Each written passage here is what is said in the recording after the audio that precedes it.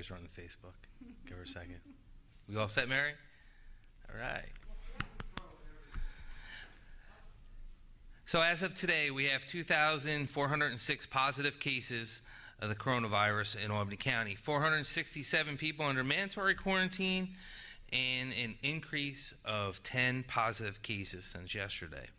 Among the new positives, we know 1 is a healthcare worker, 5 had close contact to a positive case, 1 reported traveling out of state, and 3 they're still working on the clear for the infection. So also today we have 8,368 people have completed quarantine. Of those, 2,362 tested positive for the virus and have recovered. It's an increase of 6 recoveries today, which is good. There are now 7 people hospitalized. We're up 1 from yesterday. We had 6 yesterday. Today there's 7, with a hospitalization rate of 0.29%. And of those who have tested positive, yesterday the rate was at 0.25, so it slightly went up because of the one more person. We still have 1 person currently in the ICU, so that number stands the same at 1. Over the last 5 days, there has been an average of 11.4 new positive cases each day. Yesterday it was 10.6, so going up a little bit. As we have said time and time again, what the governor continues to say, please go out, and Dr. Whalen and I are saying the same thing. You know, in the beginning, you had to have some signs and symptoms. Now we're just saying, please get tested so we know. It's available. It's free.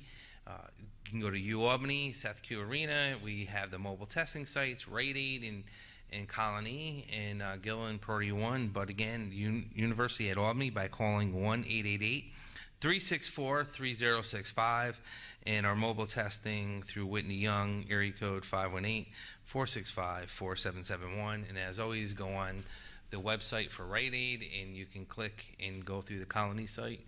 And the same thing with Priority 1 in Gillen. The number is still the same, 518-867-8040. I'll say this again, sound like a broken record. Please do the 4 things to keep this down: socially distancing, wearing a mask, continue to cough into your arm, and wash your hands, and we'll get through this. And some of the things, you know, yes, I don't read them all, but I do try to get on Facebook and check out all the comments and concerns and, you know, my emails. So one of the things, Cynthia left a comment on our Facebook, and she really nailed it. And she spoke about how at the beginning of the outbreak, we sat here asking people to make some sacrifices to slow the spread of the virus in order to stop people from dying. First it was staying at home, now it's wearing a mask and socially distancing. Cynthia, you're correct. We had, and she also wrote in there and continued on how we had many critics.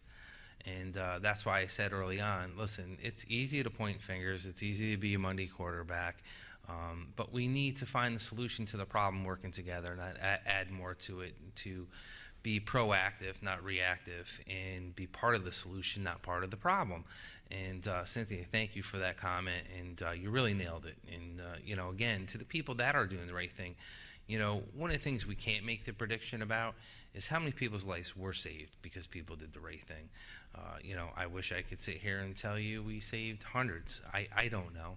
And I'll have the critics and the people that are saying no. And if I hear one more time this is going to go away November 3rd, I can't even answer that question anymore. You know, it's not going away. You know, I hope it does. I hope we get a vaccine and we continue to reopen what we now have, a new world that we're all dealing with.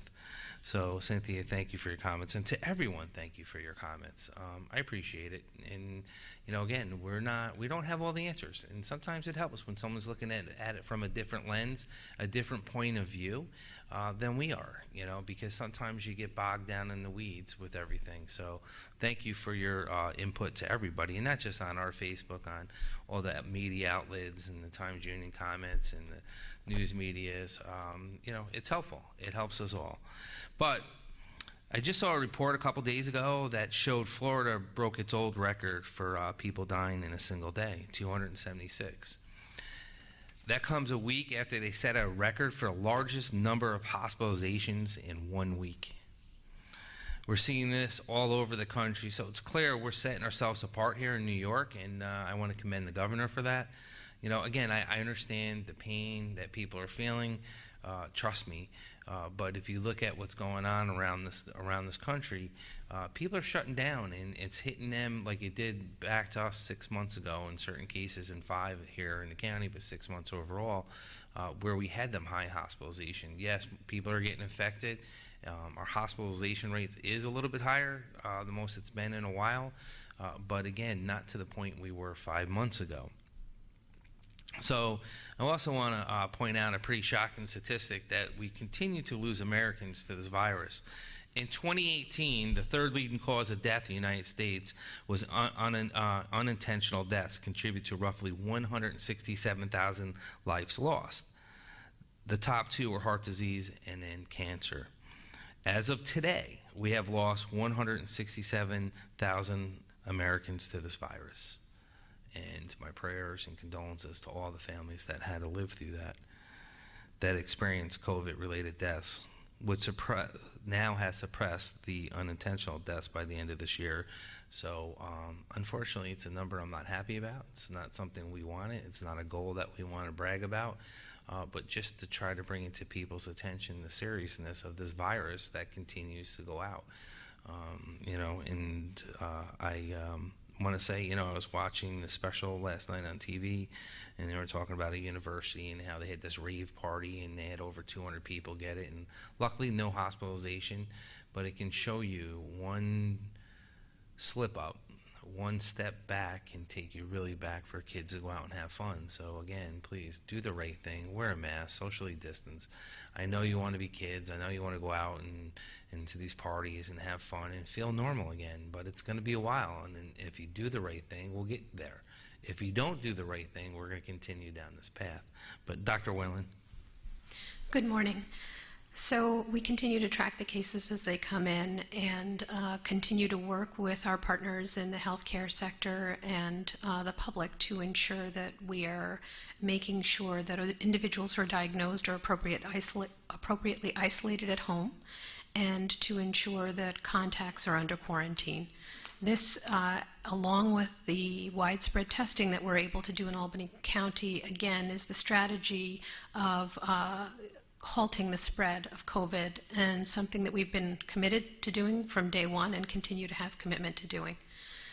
As I've said the past couple of press conferences, I know currently the focus is on children and going back to school, and I think there's an important public health message that I think has been, we've talked about it previously at press conferences. There's been national advocacy for this, but I want to again reiterate for parents at home getting ready to send their children back how important it is to make sure that they're up to date with their pediatric visits. During the spring, we know that many people did not attend to normal preventive health services, and this was because they were sheltering at home. It's important to ensure that your child gets up-to-date, regularly scheduled preventive visits, and that includes keeping up to date with their pediatric immunizations.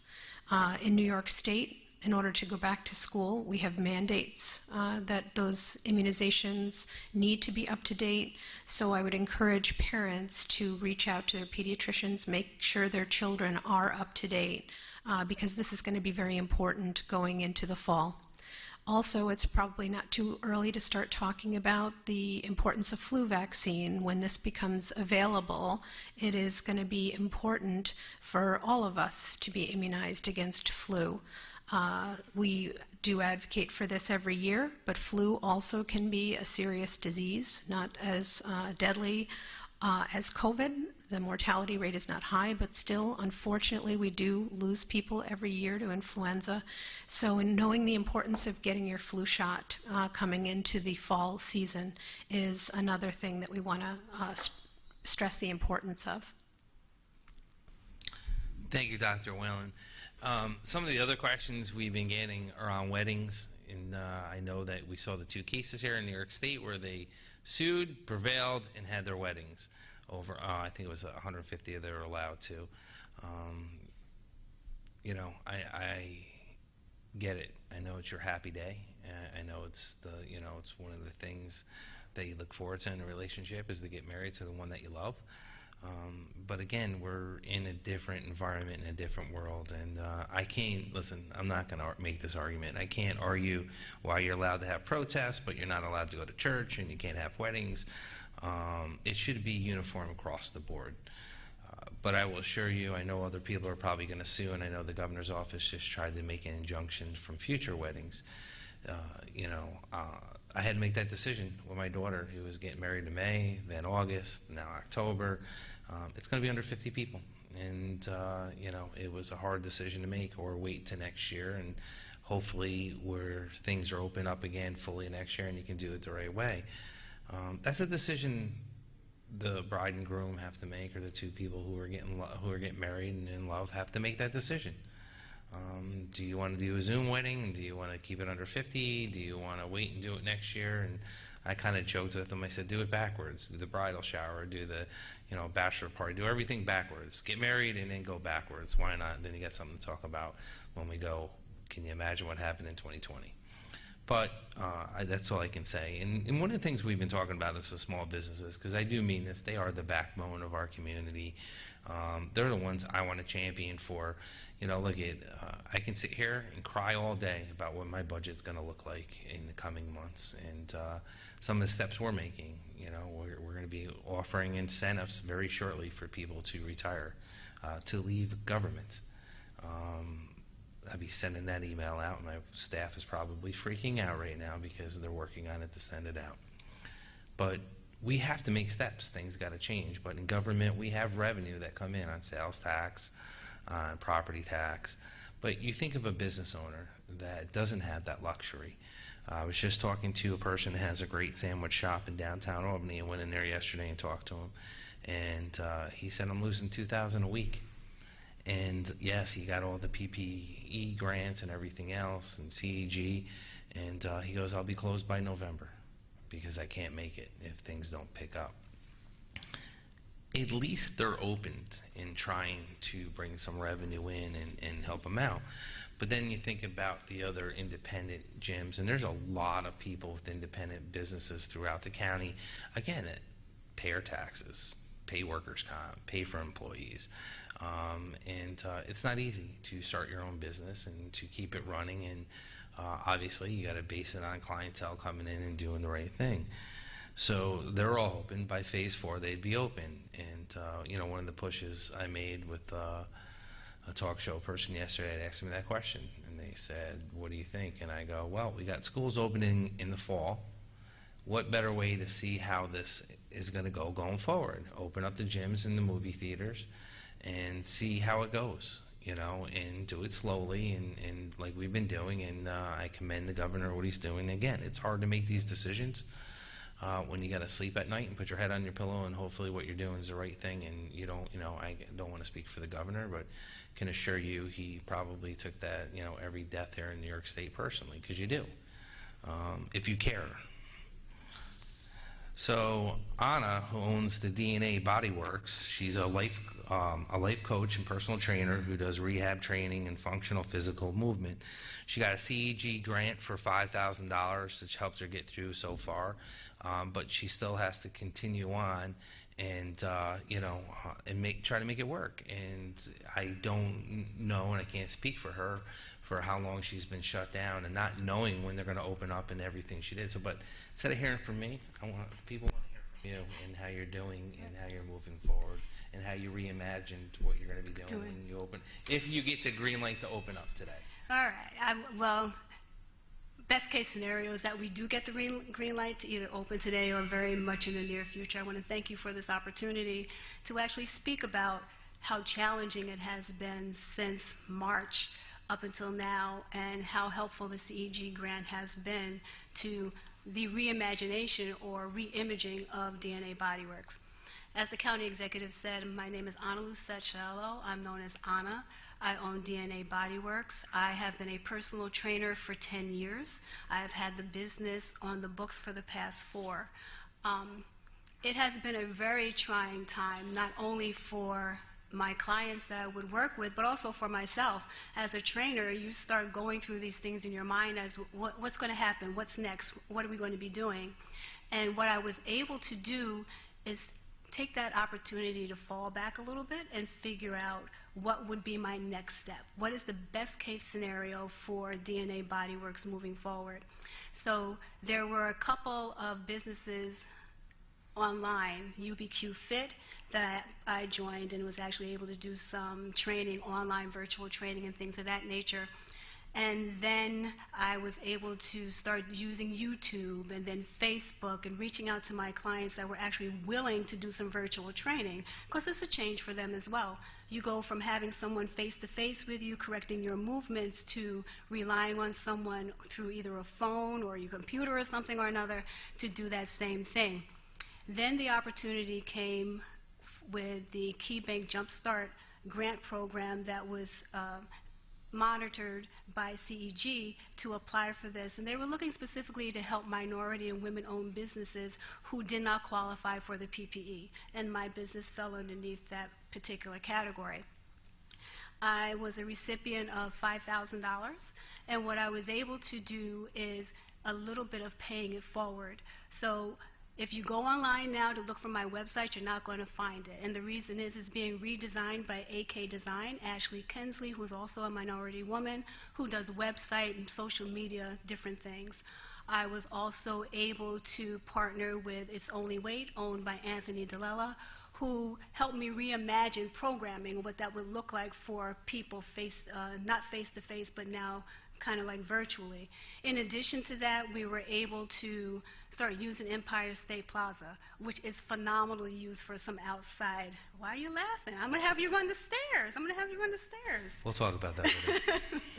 We were able to use that and start doing some outside training.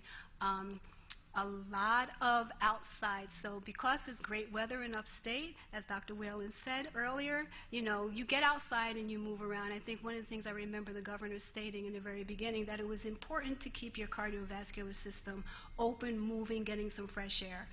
It was wintertime. None of us really wanted to do it. It's not wintertime any longer. What I was able to do also was to really think about this whole thing differently. And I ended up getting my life coaching certificate. So what better way to inspire other people to do some physical movement, but also help them change their lives along the way, and rediscovering what their why is, and having them attach themselves to that why and then move themselves forward with the physical fitness, behavior change, and try to put COVID behind them a little bit, because it is a stressor, and just think about moving forward from there. I think that's about it. It's a lot. It is a lot. It is a lot. Oh, I did forget one thing.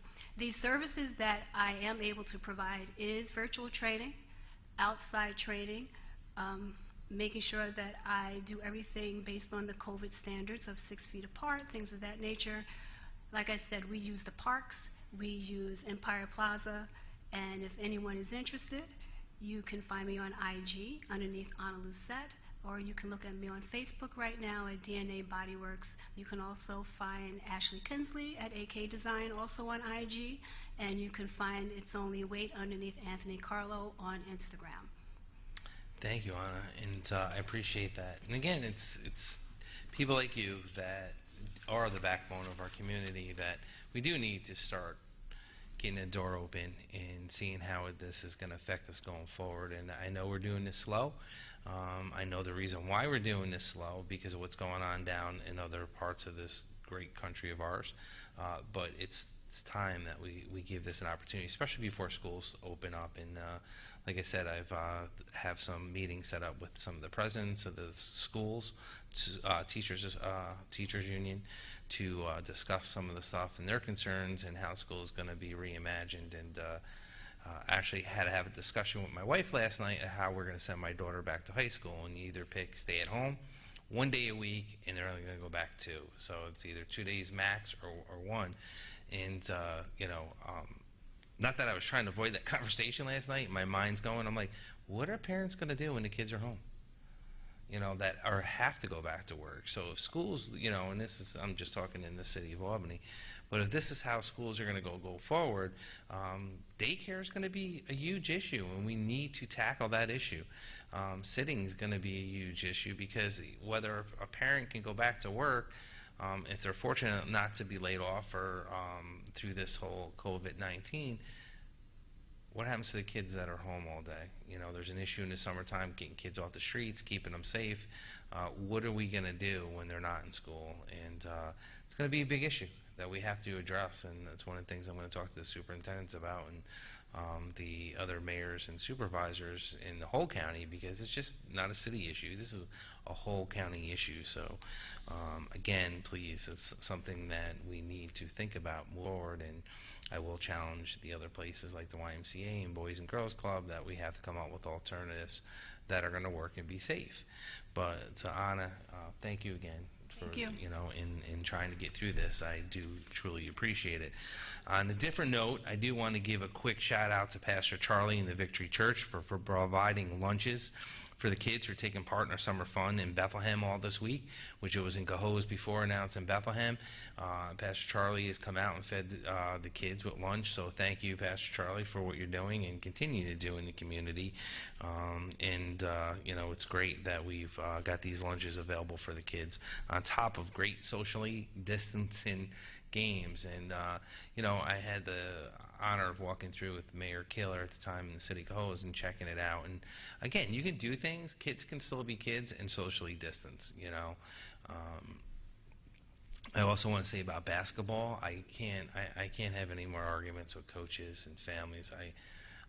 It's a debate. I'm gonna say, look, I don't know what to tell you. It's not allowed. It's a sport that shouldn't be played. But yet, as you drive around the city of Albany and other places, I'm not just picking on the city, have full basketball games going on. I saw ones with refs, myself, and the table set up, and what do you do? Again, the virus is there, and it's a call you parents have to make. And thank God it's not affecting our younger population like it has in other parts of this country and around the world. And thank God. I know kids just want to be kids, but I'm saying to the parents, please continue to do the right thing so we can get through this. And by doing the right thing, our numbers are low, and we hit the apex, and now we're down, and we're kind of spiking up and going down. But please continue to do this so we can get through this. As always, we have the mental health hotline available 7 days a week, 8 a.m. to 5 p.m. The number is 518-269-6634. Our 24-hour sexual assault hotline number, 518-447-7716. Our 211 number in the New York State hotline is always the 1-888-364-3065. Again, please continue to do the right thing out there. Stay healthy and safe. Any questions?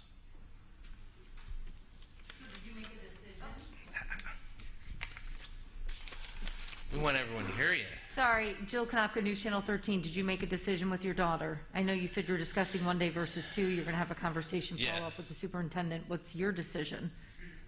Probably, I said I got sidetracked because I started thinking about daycare and all these other things I have to worry about as county executive, and my wife had to get me refocused back into the conversation. My daughter wants to do 1, but I'm going to do 2, because the problem is the way they're setting it up. Like, if parents decide to do virtual, they can't ever come back that rest of the semester. So you can start there and pull back, but not the opposite way. What I was reading and understanding with my wife last night. So to my daughter who's watching this, you're going to go 2 days a week. She wants the 1, but it's going to be 2. So I'm just trying to learn more about tutoring, because some parents are saying, and nobody wants to talk on camera about it, but that they're hiring or they're going to bring in tutors. Are you guys getting calls from parents about tutoring? Because the way that it's been explained to me is that New York State, a pod is defined legally as a group of students who meet to go over curriculum via distance learning from their public school. So technically in New York, because we're not using the public school distance learning, they don't qualify as a pod. Are you guys getting inquiries about pods and things like that from a health perspective? I have not. I don't know if Dr. Whalen has, but I have not.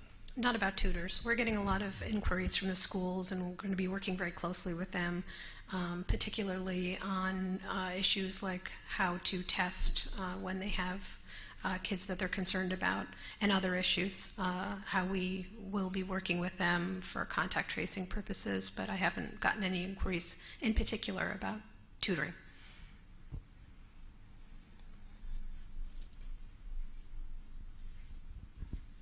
This one is for Anna. When things are normal, how do you classify your business? Is it a gym? Is it a fitness, wellness center? What is it exactly? It is a fitness boutique studio, so we don't have members. So most gyms you have is membership based, and you buy a membership and you can go in any way that you can. What I'm doing is partnering with other independent contracted personal trainers who have their own client base. So they would be working with a smaller population of one-on-one, doing the same things that their specialty states that they can do, whether it be functional training, agility work, athletic things. So boutique studio as opposed to being identified as a membership gym. So it's more similar to like how a salon rents out booths and they kind of, there's Exactly. a compilation of talent there. Exactly. So based on that classification, I think generally speaking that has less to do with surface contact. One of the concerns people have with gyms is the shared equipment, and there's less of that. So based on that fact, do you feel you could open safely at any point? I'm not going to say at any point, because there are just measures and things that have to be put into place to ensure that we continue to provide safety to our returning clients. But as soon as given the okay, yes, we would put, I would say within 48 hours. What does that look like? Is that barriers? Is that just the same distancing as outdoors, but indoors? What kind of safety measures are in place there? Well, the standards thing of being 6 feet apart, ensuring that the space would not be overpopulated with trainers, because the more trainers you have, even if it's just a one-on-one, you run the risk of being overpopulated, which means that someone might run into someone else's space. So we would end up making sure that we had a time frame and assignment for those trainers to be coming in. Anything that could be done outside, which is much safer, we would have them do those things outside. Me personally, I have a few elderly or senior clients who are like 72 and 80 years old. I would not have them return.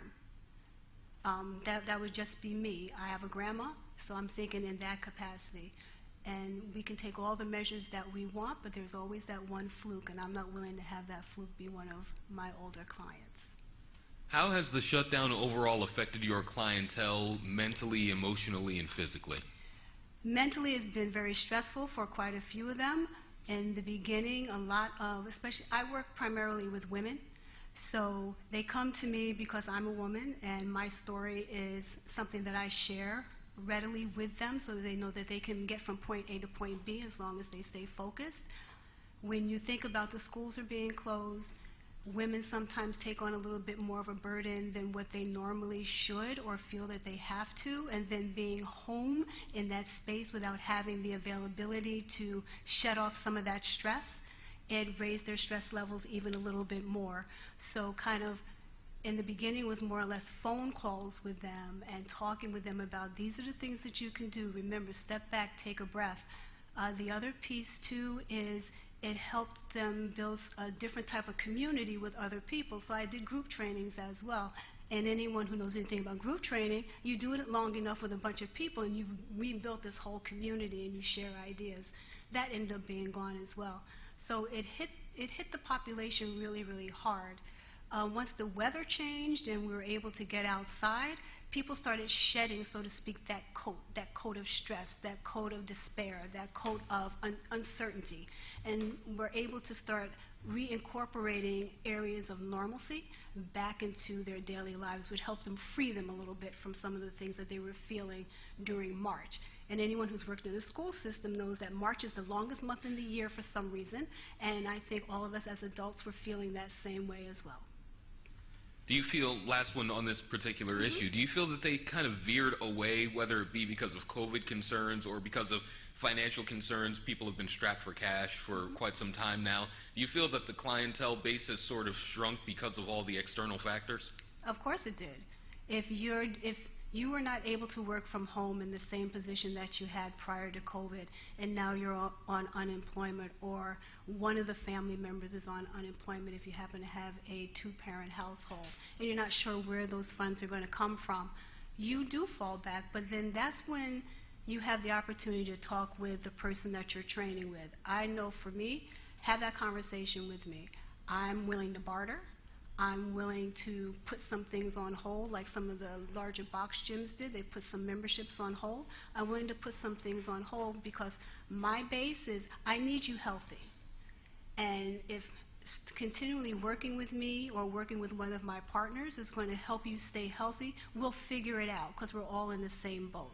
So I don't want anyone to ever think that, you know, money's a factor. Yes, I have to pay my bills. Let's not get this wrong. But if I'm able to help you stay healthy and help you get past this, along with helping me get past this, then we're on point. Thank you. For Daniel, the county legislature passed the Clean Air Act earlier this week. Do you plan on signing that? Department of Law is reviewing that right now, and then we have a public comment period after we review it, and I'll make my decision from there. So, go ahead, Jill. Let Jill. Just going back to Anna, thank you. It sounds like you're going to survive this, and it's, you know, we all know that the decision is made above the county. So, what's your message to state officials if they're watching right now? I am a member of a box gym, even though I do provide services outside of that. I miss my gym. I know that my gym, I'm not going to drop any names, but I know the measures that this place has taken to ensure that once they get the okay, they can open up and things are going to be, it'll be a little chaotic because you know there's going to be some timing things there, but I would like the state, the governor, to actually hear them out, hear what they're saying, understand the measures that they've taken. If they need to partner with the Department of Health and talk with Dr. Whalen, have that happen. Because there are a lot of people, back to your question, who can't afford personal training, but they had that gym membership. And they were able to go in there and do what they needed to do, whether it's take that Zumba class, whether it's to take strike, whatever it was. The bottom line here is if you can keep people de-stressed and keep them working and healthy and keep them moving, that is a much better chance that they are not going to contact COVID-19 and become seriously ill than if they were sitting at home on their bottoms doing absolutely nothing. So I think we need to look at this in a bigger picture realm and kind of figure out what is the best way to keep the whole state healthy for those who can't afford to do the things that I can provide or one of my partners can provide. Just a follow-up to that, are you looking to your county executive, Dan McCoy, to pull a Steve McLaughlin over in Rensselaer County and say, go ahead and reopen? No. We're not. Okay. Actually, no, because I trust him. I believe that he is making the best decisions possible to ensure that the whole county stays safe and healthy. And God bless Rensselaer County that they haven't had any issues, but being a business in Albany County, as well as a resident, as well as someone who uses a box gym here, I would rather know that everything is being done to ensure not only my safety, but the safeties of the other around me. So I trust your judgment. Thank you, Anna. Oh, I got lots more, but go back. We're going to stay here. Oh, okay. So, Dr. Whalen, I just wanted to know if you could elaborate on what those plans might be for testing at the schools, or what you guys are putting on paper. Do you have any more details that are specific that we can pass along to the parents? So that's a very good question, and I received an email yesterday from somebody in the public that said they were concerned about a lack of transparency on this, and I want to assure people in the public there's no lack of transparency. It is that it's an active planning process. And currently, we just yesterday held a conference call with the State Department of Health to start to have these plans that we can roll out, and I've been in contact with several of the superintendents to have further communication with them, and this will hopefully happen next week. So this planning is actively ongoing. As soon as I am able to hammer out a process, it is something that I'm committed to doing, and we'll be discussing more at these conferences. And hopefully that'll be within the week. Okay. With the clock ticking, okay. I will say that, on our side, we know in Albany County, and I was on a call yesterday with the New York State Association of County Health Officials, so they were all the county health departments. We're very lucky in that we do have availability of testing. Not every county in the state is as lucky as we are, so we have the ability to get people tested, and that is something that I think is going to be the backbone of this response going forward, that infrastructure that has been put in place. So I think that's a reassurance. Is there a 1,400 hours call today, and if so, will you be communicating the thoughts expressed by Anna here today in that call or any other related issues? Yes, there is. So again, we keep putting it up the food chain, so to speak, and keep waiting for an answer. So I'm sorry, I chuckled, but it's the ongoing question every day, and every day they say they're going to get back to us, and we haven't heard yet. Last one from me. Will you be accepting the offer to run the steps on the outdoor portion of the plaza from Anna today? Only if you run 6 feet away from me and we'll see who gets up to the top first. Ooh, that sounds like a challenge. That sounds like a challenge to me. Challenge, right? Then yes, I will. I'll do it. There we go. See, we'll do it with you, Anna. Okay. There you go.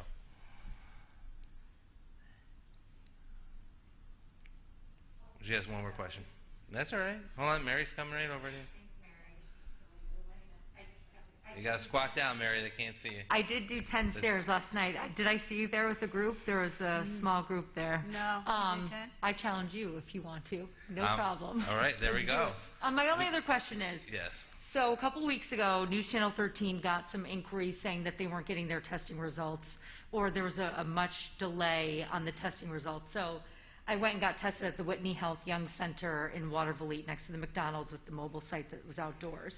I had not received my test results. I tried to gain access to the website, followed that little slip of paper that was given to me. And then 2 days ago, I think it was, I called them again and got through to somebody, and they didn't have my test results. I got an email within a couple hours of that phone call stating that it was TNP when I clicked on my COVID-19 test result, and it said test not performed, specimen handling error. Are you guys seeing a lot of that? Is there like an issue with something that we should know about? Not that in general, but there has been some delays for some reasons. Yes, we're doing testing and all that stuff, and someone will say I got it back in 2 days, and other people are like I got it back in 5. And I think it just boils down to the lab that they sent out and what time it got sent out at. Somebody might be fortunate enough got a test done, and that went out within an hour. Sometimes they don't send them out to the end of the day or the next morning, so that slows it up. And again, depends on what lab it goes to, and that's what we're being told. But that other part of your question is the first I've heard of that.